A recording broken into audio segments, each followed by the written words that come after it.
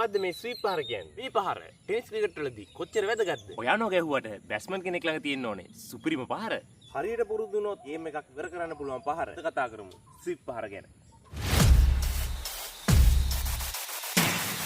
ඉතින් යාළුවනේ මෙන්න මේ ස්වීප් පහර කියන්නේ අපි මధుර පන්නන්න මෝටින් ගහනවා වගේ සොෆ්ට් බෝල් ක්‍රිකට් වලදී දඟ පන්දු යවන්නව පන්න ගහන්න පුළුවන් සුපිරිම පහරක්. ස්පින් එකට විතරද? නෑ.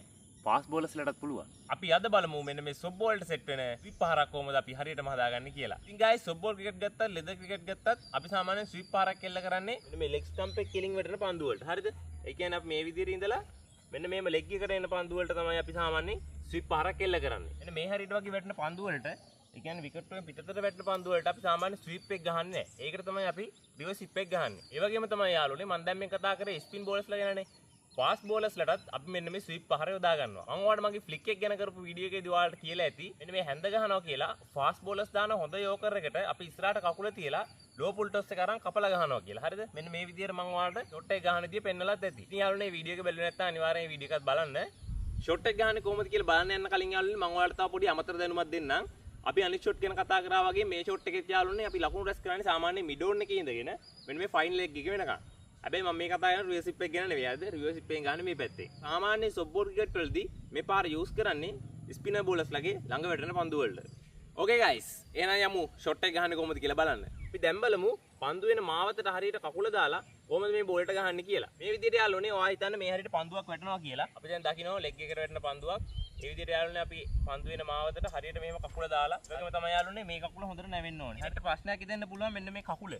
අපි මේක බිම තියන්න ඕනේද කියලා. හරිද? මේ බෝලෙට හරියට පහලින් ගහන්න ඕන නිසා තමයි අපි සාමාන්‍යයෙන් කකුල බිම තියලා මෙන්න මේ විදිහට බෝලෙට පහලින් ගහන්නේ. හරිද? එතකොට තමයි අපිට බැට් එකේ හොඳ කන්ටැක්ට් එකක් ගන්න පුළුවන් බෝලේ.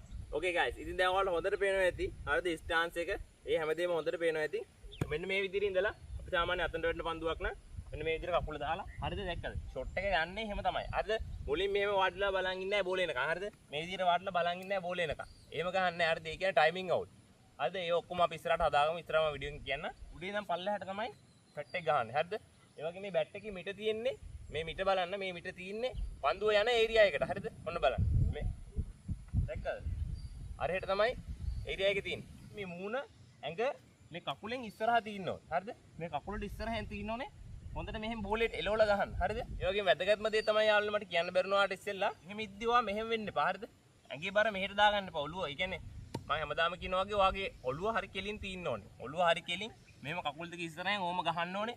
ඔයාගේ ඇඟේ බර මෙහෙ තිබ්බොත් ඔයා ෂොට් එක ගහද්දි ඔයා මේ පැත්තට වැටෙනවා. ඕකේ ගයිස්. අපි දැන් බලමු පියවර 3කින් මේ ෂොට් එක ඔයාගේ ඇඟට දාගන්නේ කොහොමද කියලා. ඉතින් යාළුවනේ අපි පළවෙනි ඩ්‍රිල් එකෙන් හදන්නේ ඔයාගේ බොඩි බැලන්ස් එක. හරිද? ඔයාගේ මේ අත් දෙක එන විදිය, රිස්ට් වර්ක් එක, ඔයාගේ පාද චලනයන් වෙන විදිය. ඒ ඔක්කොම ටික හරියට හදාගන්න පුළුවන් ඔයාලට මේ ස්ටෙප් එකේදී. ඕකේ ගයිස්. ඉතින් ඒ ඩ්‍රිල් එක හරියට පුරුදු වුණාට පස්සේ අපිට පුළුවන් මේ ෂොට් එකේ වැදගත්ම ඩ්‍රිල් එක. ඒ කියන්නේ ටයිමිංగ్ හදාගන්න ඩ්‍රිල් එකට යන්න. ෆ්ලික් වීඩියෝ එකේ කිව්වා වගේම සාමාන්‍යයෙන් පොළවෙන් අඩි භාගයක් විතර උඩින් බෝල එන විදියට එල්ලලා මේ විදියට ඔයා බැට් කරන තැන හදාගන්න. ඒ විදියට යාළුවනේ ඔයාලට පුළුවන් කලින් පුරුදු වුණ ඩ්‍රිල් එකේ විදියට පන්දු වෙන මාවතට හරියට පාදය දාලා මේ බෝලෙට මෙන්න මේ විදියට ඉස්සරහින් බැට් කරලා පුරුදු වෙන්න. ඔයා හොඳට මතක තියාගන්න ඕනේ දේ තමයි යාළුවනේ අපි මේක හයියෙන් ගහන්න යන්නේ නැහැ. මොකද අපි පුරුදු වෙන කාලේ නිසා අපි සාමාන්‍යයෙන් මේ බෝලෙට ටයිම් කරලා ගහන එක තමයි කරන්නේ.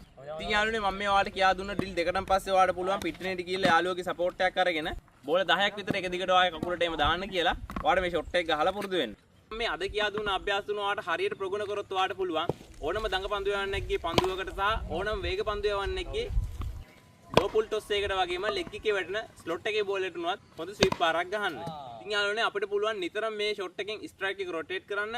ඒ වගේම බිම දිගේ හතරේ වග ගහන්න. මේක ගොඩක්ම වැදගත් වෙන්නේ සොෆ්ට් බෝල් ෆෝමැට් වල ඕවර් 20 මැච් එම නැත්නම් ටෙස්ට් මැච් වලට තමයි. ඔයාලා වැඩි පිරිසක් ක්‍රීඩා කරන්නේ සීමිත ඕවර් පන්දු නිසා ඔයාලට මේ ෂොට් එකට වඩා ස්ලොක් ස්විප් එක ගොඩක් වටිනවා වෙන්න පුළුවන්. මොකද ස්ලොක් ස්විප් එකෙන් තමයි අපි සාමාන්‍යයෙන් හොඳ බවුන්ඩරි එකක් ගන්න පුළුවන් ෂොට් එකක් එල්ල කරන්නේ. එහෙනම් යාළුවනේ මගේ ඊළඟ වීඩියෝ එකෙන් මම ඔයාලට ස්ලොක් ස්විප් එක ගේන්නම්. අනිවාර්යයෙන්ම මේ ෂොට් එකේ මම කියා දුන්න ඩ්‍රිල් ටික හරියට ෆලෝ කරලා මේ වීඩියෝ එකේ තියෙන කරුණු හරියට අවබෝධ කරගෙන හොඳට ප්‍රැක්ටිස් වෙලා ඉන්න. එහෙනම් යාළුවනේ අලුත්ම වීඩියෝ එකකින් ඉක්මනින් හම්බීමේ බලාපොරොත්තුෙන් අදට සමු ගන්නවා. මගේ අනිත් වීඩියෝ වගේ මේ වීඩියෝ එකත් හොඳයි නම් ලයික් කරන්න, සබ්ස්ක්‍රයිබ් කරන්න, ෂෙයා කරන්න. එහෙනම් යාළුවනේ හම්බෙමු ස්ලොක් ස්විප් වීඩියෝ එකකින්.